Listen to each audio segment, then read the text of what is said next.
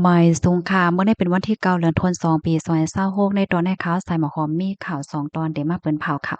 ตอนที่1ค่ะมีผู้หญิงคนหนึ่งแขนโผแห้งหนาไหนสิเอาน้ำพักไม้ในหาดใส่ซาวเหล้าในค่ะข่าวเที่ยงตอนหนึ่งค่ะก้นแหล่เถินจ้อมฝั่งโคงถุงยาติ่งยอบไหนค่ะตั้งเปิ้นได้ก็เฮาค่ะมาถอมด้วยข่าวโหในค่ะ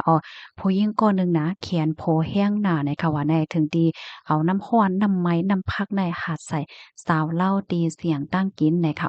เมื่อวันที่8เดือนธันวาคมที่2ปี2026ในค่ะนะมีข่าวงาออกมาว่าเลยเกิดขึ้นเปิงเป็นหลักๆไล่ๆตีในเสียงตั้งกินมอไฟตีหนึ่งอันมีว่าอยู่ดีเมืองแขค่ะเมื่อแต่มันได้ก็มีคน2ก่อโพเมเนาะเขาก็กว่าตีในเสียงลั่นนั่นสิกว่านางกินมอไฟ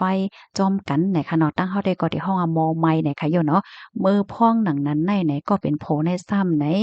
รวมด้วยสาวเล่าอันนางกินอยู่หิมเผินข้างๆหิมจำนั่นน่ะค่ะเนาะอยู่ๆก็ล้อมด้วยอยู่ๆก็ล้อมด้วยให้ในเหี่ยวก็ถึงดีก็เป็นเม่แน่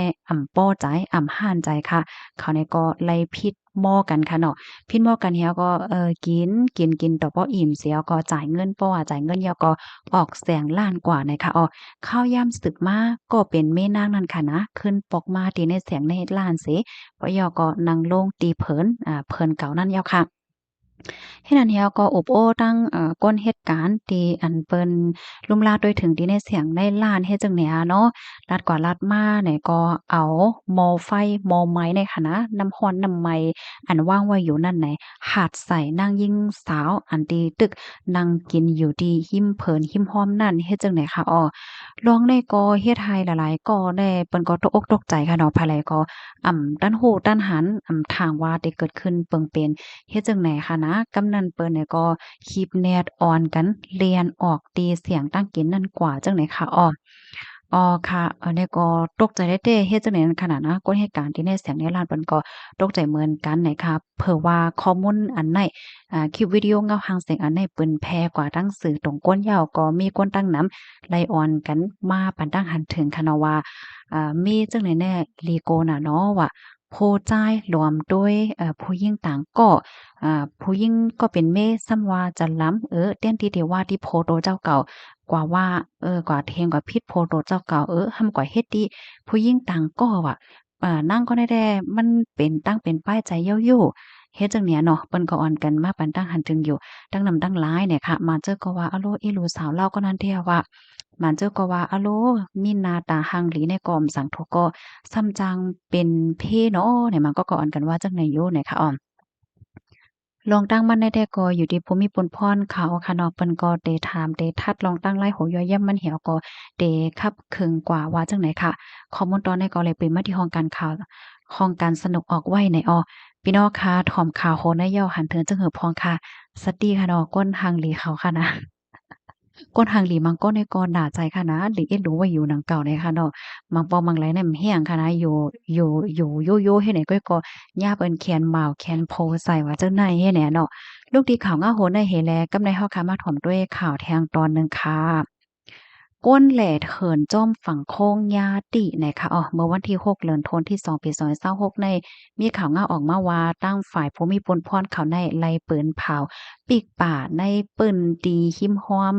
แม่น้ำโค้งตีเจอเว้งแม่สะเดียงใจดอนแม่ห้องสวนนับตั้งแต่เมื่อวันที่1เดือนธันวาคม2ปี2026ตีป่นมานะคะว่าหลังนั้นภูมิพลพรเขาได้ก็ไล่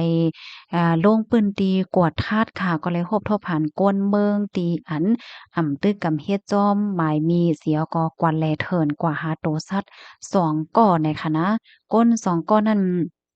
เป็นผู้ชายเนาะอายุ57ปีก่อนหนึ่งและอายุ27ปีก่อนหนึ่งเนี่ยค่ะเจอเขาเนี่ยก็เอาตั้งกองยาวและเครื่องใจโคตื้อเหมือนจังว่าไฟทาดว่าสังว่าเจ้าในสิขนาดแลเล่าเถินหาโตสัตว์ว่าสังว่าเฮ็ดจังเนี้ยค่ะผู้มีปุณพรเขาก็ทัดหันป้าโตสัตว์ติอันเจอเขา ไล่กว่าหามาเจ้านั่นน่ะค่ะก็ได้มีลิงเนาะลิงได้1ตัวค่ะและนกป่าอ่านกหลายๆเสี้ยนเฮ็ดจั่งเนี้ยนะ จวนว่าเฮาว่าเฮ็ดจั่งใดก็ป้าค่ะอ้อทางฝ่ายภูมิพลพรเขาเนี่ยก็ไล่ยึดเอาโคของที่อันยึดไล่เจ้านายเนี่ยค่ะกำในเลยต้องเลยถามเสก้นสองก้อนนั้นก็ลาดว่าเขานั่นแลเอาตั้งกองยาวค่ะเนาะเขากว่าตีในเถินในป่าเสียก็กว่าหาสัตว์ป่าเถินเพื่อดาเอามากินเนี่ยค่ะอ้อภูมิพลพรเขาก็ว่ามันผิดปักเปิงหมายมีนั่นขณะสัตว์หมาเมี้ยวหมังเสียดเนี่ยมันเป็นสัตว์ที่อันเปิ้นให้ห้ามไว้แกดกังไว้ ปันก้นวันก้นเมืองกว่าเอามากินว่าสังว่าจั่งไหนเนี่ยค่ะเจอเขาก็แต่เนี้ยเอาตั้งพิษกว่าแต่เนี้ยตั้งตดตามคอกและตั้งตามไหมเงินจั่งไหนค่ะออกก็เลยเอาตัวเจอเขาในส่งกว่าที่โฮงปลีกแม่สะเดียงเสขับขึงปันตดตามกว่าว่าไหนค่ะตั้งฝ่ายภูมิพลพรเขาก็ย้อนป่องเลี้ยงถึงปันก้นหวานก้นเมืองอันอยู่ตั้งปอดอนเจ้านั้นว่าเมื่อเหลียวในภูมิพลพรเขาก็ไล่เปิ้นผ่าปิกป่าเปิดดาเตก้มทิ้งเพไฟป่าตั้งแต่วันที่1เดือนธันวาคมต่อพอฮอดถึงวันที่31เดือนธันวาคมปี2526ในเนี่ยค่ะออกกำนันแลป่องเลี้ยงปันว่าก้นหวานก้นเมืองค่ะเนาะอย่าไปเข้ากว่าในพื้นที่นั้นล่าๆจังไหนค่ะ เปิดตาลองข่มลมแลลองลอดเพเปิดตาเฮกัง